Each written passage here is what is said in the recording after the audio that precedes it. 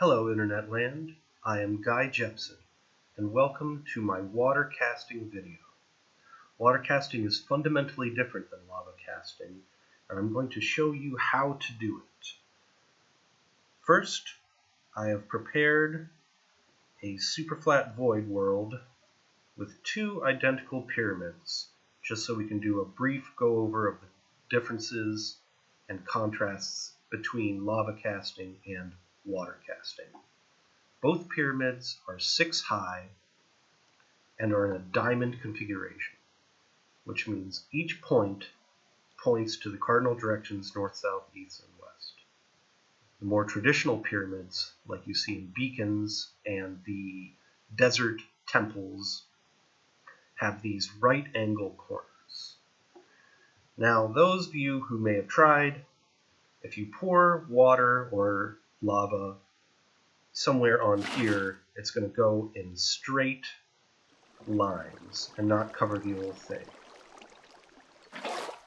But for a diamond configuration, if you pour it on top, it'll cover the entire surface area of your pyramid. This will be relevant later. So, first, we'll do a lava cast on top of this 6 high diamond pyramid. Get my cobblestone out.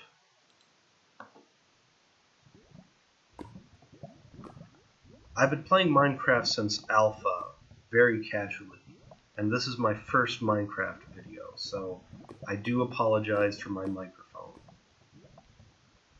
Okay, the surface area is covered, and you can see one thing about lava casting is that when it reaches the ground, you have this skirt of lava that pushes out a couple blocks. So this is in creative mode. You can do all these things in survival mode.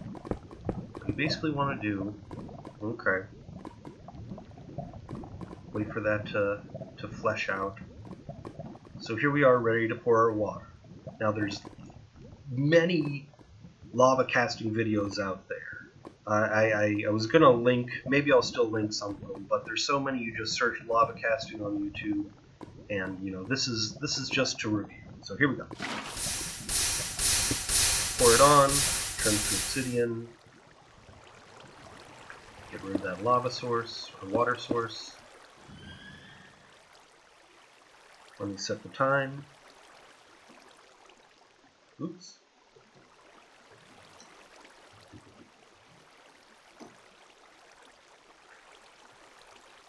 And there you have it.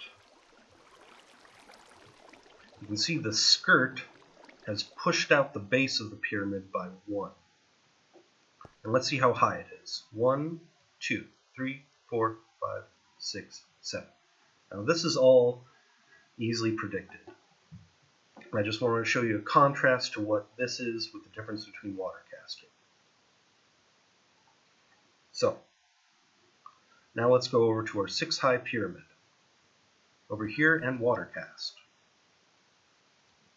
So, just like you may guess, if lava casting is pouring water on top of lava, then water casting is pouring lava on top of water. Did I say that right? Yeah. Okay, so to do it, you need seagrass and kelp.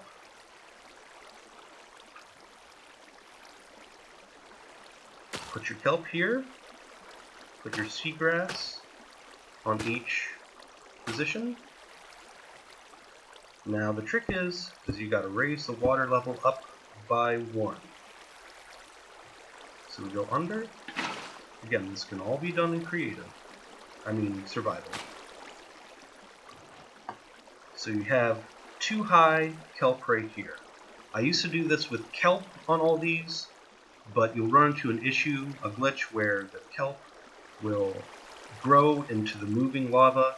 It doesn't affect it here, but it's just better to get in the habit of using seagrass.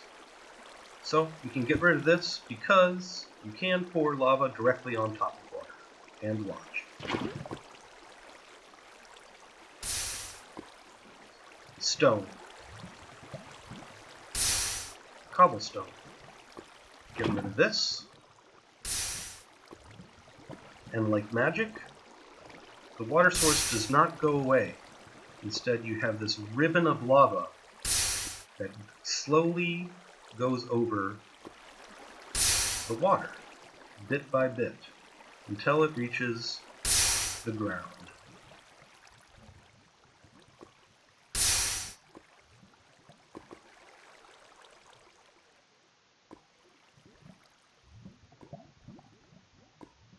Do a touch? Nope.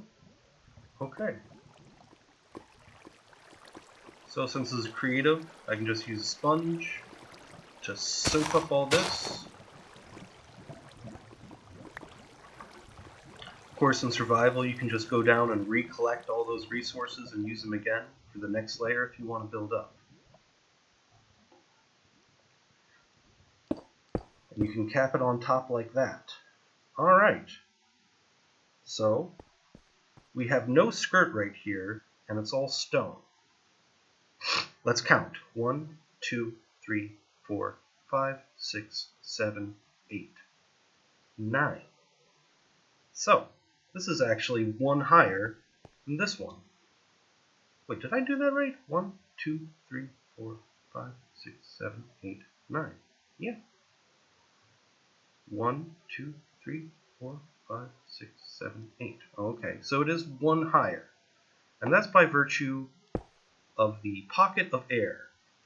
These are not actually touching each other, only the vertices are. So you get the same amount of stone, but it goes a little bit bigger for each time you pour. Okay, so that's one thing. You can build up a little higher, a little faster. Now, I'm going to show you how you can actually build and make right angles using lava cast, so you can get this kind of design right here, which is something you really cannot do with lava casting. Now to show you, you start again with a water source here. Basically from the top, you want to have like a little walkable area right here. So you go down one from here, and you pour down. Okay, so this water, moving water, matches up with the outer extremity of cobblestone. And seagrass, 1, 2, 3, and 2 kelp, 1, 2. Now, for fun, I'm just going to repeat that on all the sides. You can of course do this one by one, but just to demonstrate. Now this is where seagrass is you really should use seagrass in this instance. You can get away with kelp if you're just going up, but if you're going out, use seagrass. Because if you use kelp here, it can update and grow into these moving water blocks, and it's going to push your water up, and you won't get a clean pour, and it's going to take a lot of work to get it back to the way it was. All right. So normally you would put, well, not normally, but you can put your lava sources here in the corner, right above each thing, but I recommend against that. You should put it one above that, which in this case is going to be right on the summit of the pyramid.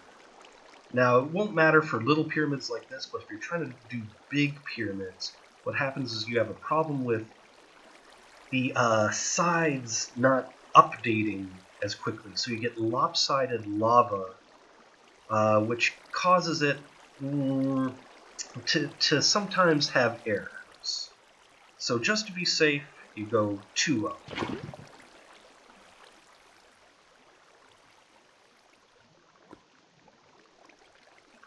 And now it's at the point of no return. You can get rid of the lava source. Stone. Stone. You'll see you'll get this stripe of stone, this lovely pinstripe of stone. How isn't that magical?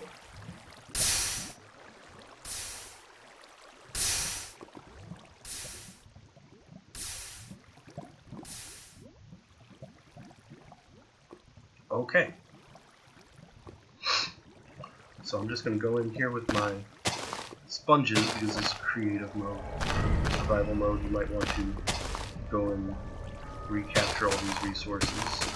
Be sure not to lift the water sources out until the lava goes all the way and touches the ground.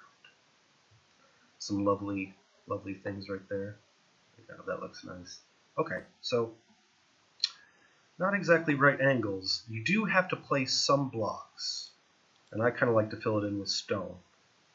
1, 2, 3, 4, 1. There we go. Now it looks 2, 3, 4, 1. 1, 2, 3, 4, 1. 1, 2, 3, 4, 1. So you do have to place a small amount of blocks, but look at that. You've got a right angle pyramid, a square pyramid. And you can repeat this process again. Let's see, you go 1 down,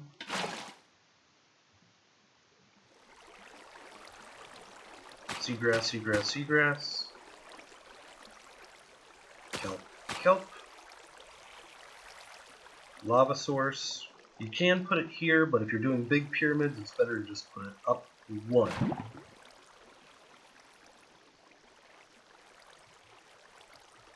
There you go, point of no return. And the lava will cascade down.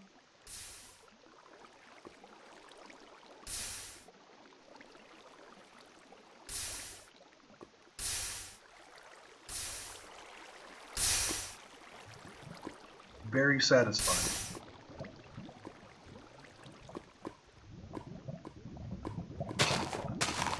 Get rid of these lava water sources now.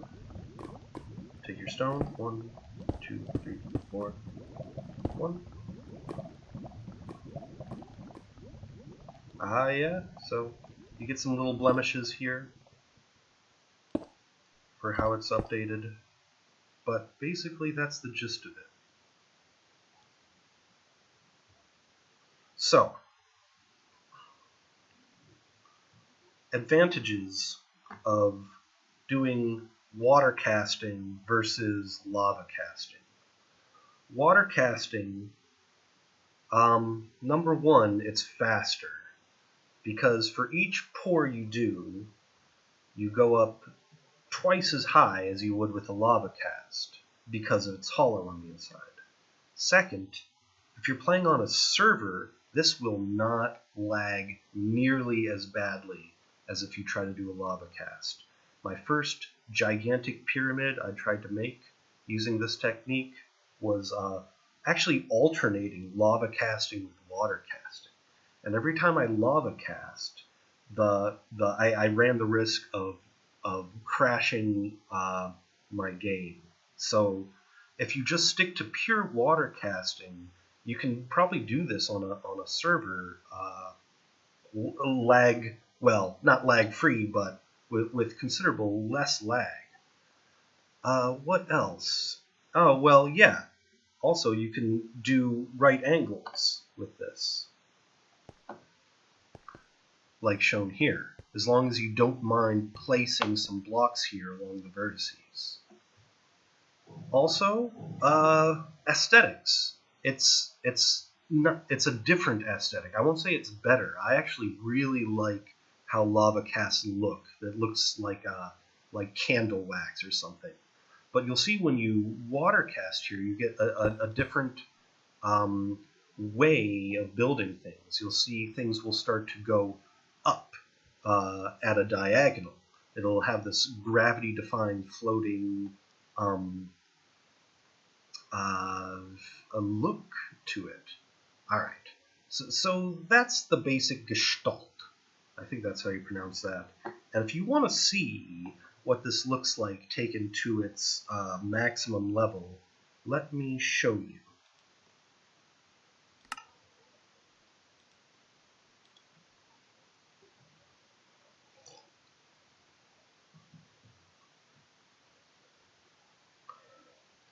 Here we are. This is my magnum opus.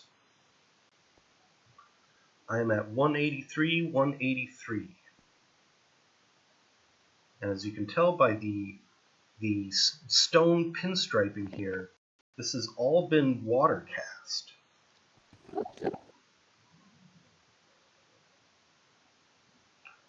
I did this in the end because, one, you can't build this big in any of the other dimensions, and two, because the only things that spawn are these Endermen, is you get a lot less lag.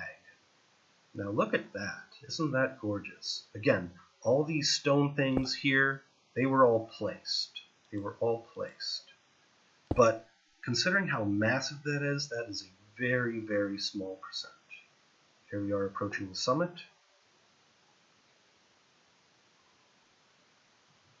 It's quite big.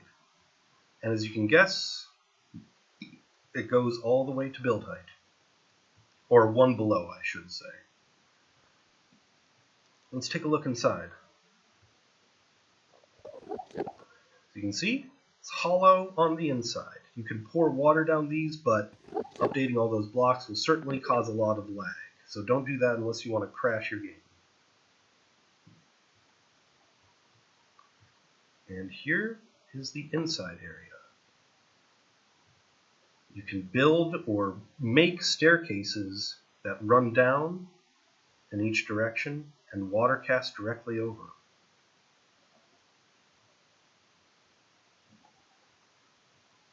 This encompasses the entire end, Ender Dragon Island. I'm not sure what you call it exactly. And as you can see, you get very interesting porous structures built that you can keep or destroy or use or carve into. But look at that.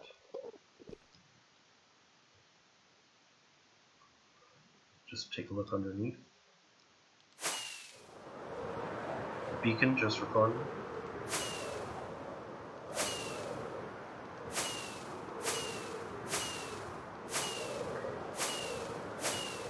So how long did this take me? It took me about a week. I did it in my off time, and near the end of it I realized I could do this faster with a larger inner cavity and a larger size overall. This does go down all the way to build height too. Let's see if I can illustrate that. Yeah. So for example, this is the bottom, or no, this is the bottom over here. And every time you water cast, it'll go over one and up one, and so you get this floating upward direction of the water cast. So you could probably, I think I could come up with a way to get this corner to pull out even further and lower. But you know what? I'm happy with this. Let me fly to the top here, and I'll just have a few closing remarks. So, this has been a brief overlook of water casting. Depending on how this is received or what feedback I get, I can make more videos about how exactly to build something like this. There's a lot I did not go over that I could, including the history of how I discovered this, the history of my style of gaming, which is building with trees and pyramids. I guess I could describe myself as a pyramid artist of sorts. Even in the alpha versions, I was always making pyramids. If someone would like me to give them a personal tutorial of the ins and outs of this, I'd be happy to. I'm on Minecraft Forum as Guy Jepson. I'm on Twitch and Discord as Guy Jepson. And if you'd like me to join your server and build one of these things for you, I'd be happy to. Also, if you want to come to my realm and just take a look, you're happy to also just get a hold of me through the comments or Twitch or whatever. And okay, thank you very much. Enjoy the rest of your day, and thank you for your time.